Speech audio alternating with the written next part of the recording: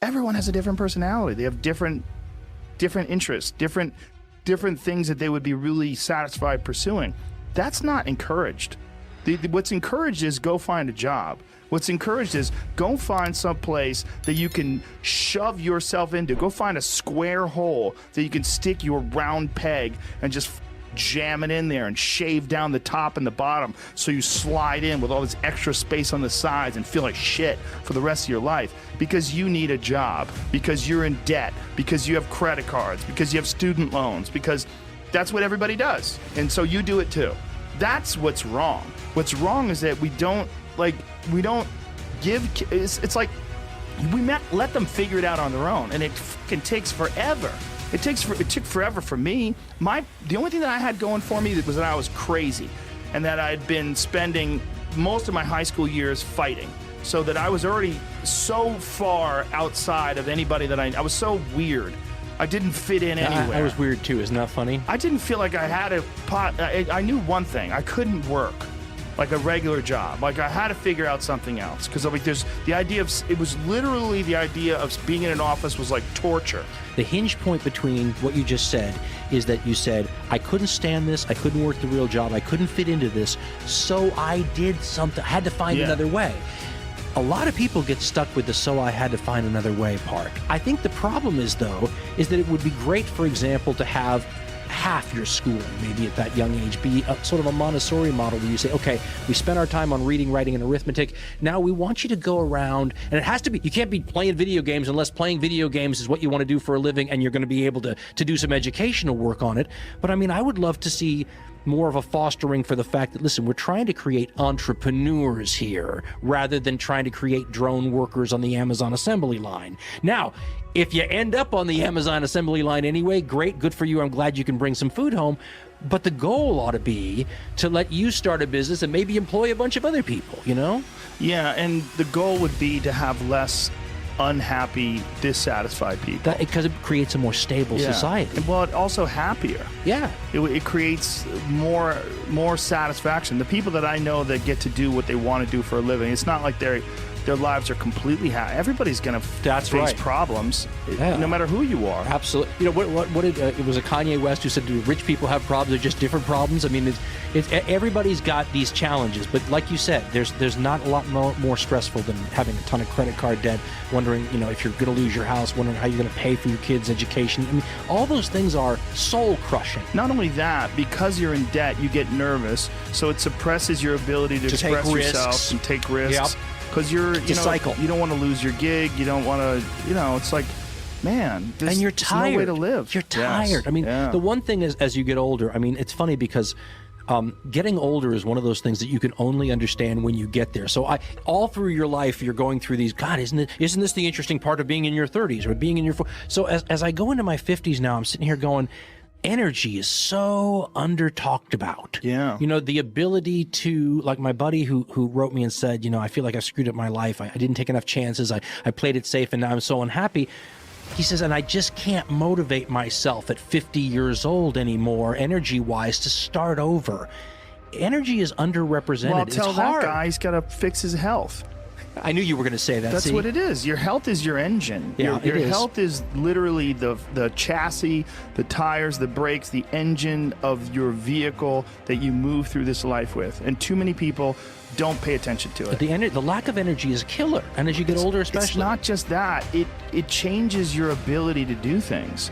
If you don't have energy, not only will you not have the energy to pursue things, but you won't be able to do them the same way. If you have energy and enthusiasm and say like you're healthy and you want to write a book, you're going to have thoughts that'll come into your mind that won't come into your mind if you're exhausted. Agreed. And that's fucking huge. That's huge for anything you're trying to pursue, whether we're talking about furniture making, whether we're talking about being an author, whatever it is. Let's talk about ideas for a minute, because I think that's another one. When we talk about small businesses or starting as an entrepreneur, I'm one of those people that is not sure that we don't have a finite number of ideas to each of us, and all of them are valuable enough, even if they don't appear to be on the surface, to write down. Yeah.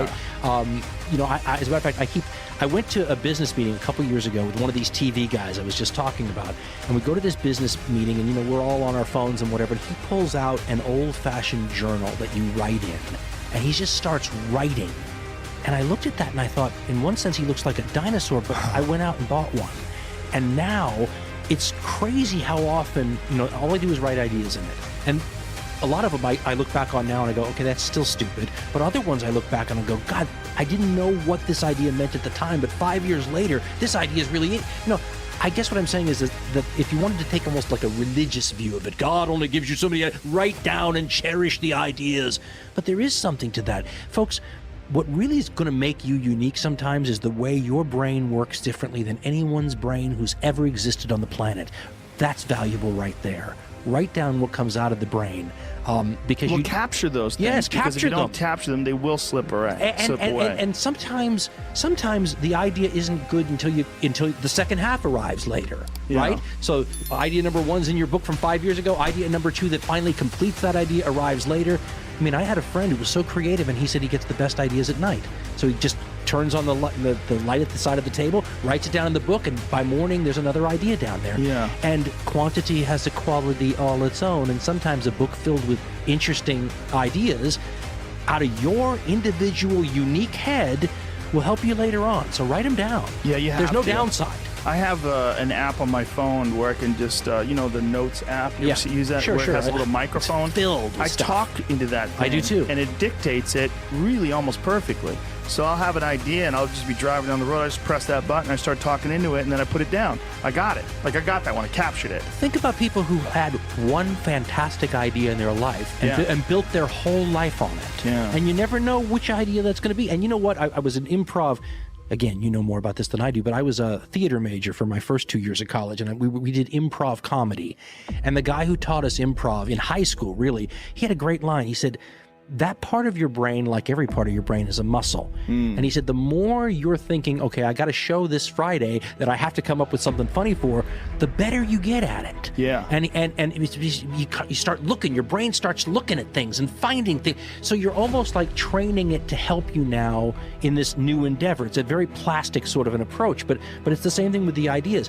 One idea in your little book that you wrote down could make your life, your child. I mean, if you're Henry Ford, I mean, how many people did you employ for decades afterwards because of a good idea? I mean, our world is built on those things. And also, like, the idea of having these ideas and the enthusiasm that comes from it, like, it starts to escalate and you start to calculate, like, oh, and I need more, and I need this, and maybe that, and then the motivation and the momentum of these ideas can lead to enthusiasm. And you attract other people who can add. And I mean, this is what we said about, like, you start your website and you just do it. Because things, once you push the verb of living manages to create ripples in, get a little bit metaphysical here, but ripples in time in front of you that open up possibilities. And because someone may, if you only have one podcast listener, but that podcast listener is like, wow, that's great, and gets a hold of you, and your life goes off in another different direction. But you have to try.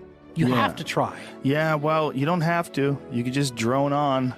But I would recommend not doing that. I would also suggest that you and I and everyone has an interest in not allowing people to drone on too much, because for the same reason I talked about we did a common sense show once called The Revenge of the Gangrenous Finger.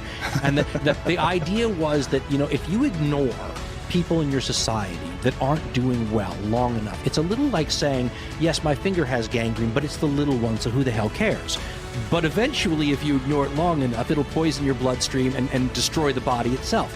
If you have enough people in soul-crushing situations who can't, a guy called me once on the radio when I was preaching revolution in the middle 1990s and said, you're an idiot. He said, you're an idiot because no one's going to face the bayonets as long as they have enough food in their bellies and they're doing halfway okay.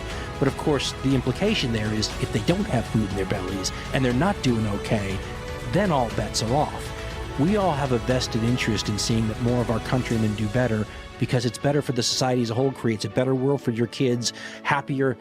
I mean, there's so many. And the one thing about our system, people talk about patriotism all the time. But to me, the real patriotism is saying we've created a system here. It works this way. It encourages people to go do these things. So if the system's designed and set up for that, you ought to give it a try. You ought to just see. Yeah. You know? And the suggestion that I always give to people is write down things that you want to try to accomplish. Just write them down. Well, a guy said to me, he said, write the way you want your obituary to appear now. Sit down, write your obituary. He says, because that'll show you how far off your goals you are. Well, here's a better one.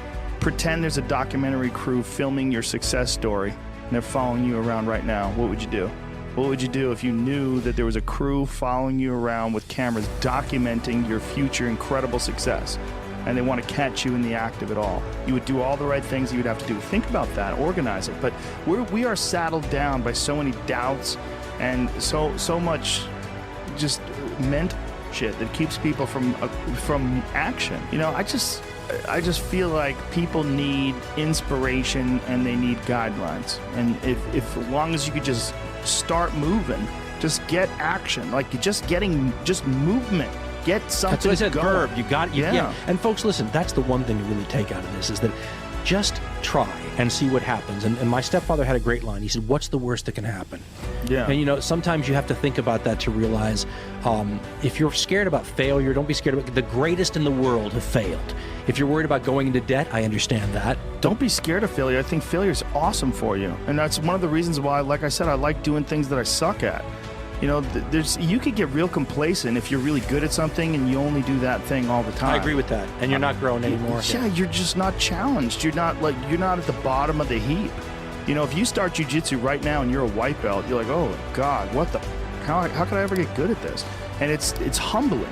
But in that humbling thing, you learn about yourself, you learn about discipline, and you build up that engine, that muscle that is trying to work things out and figure things out.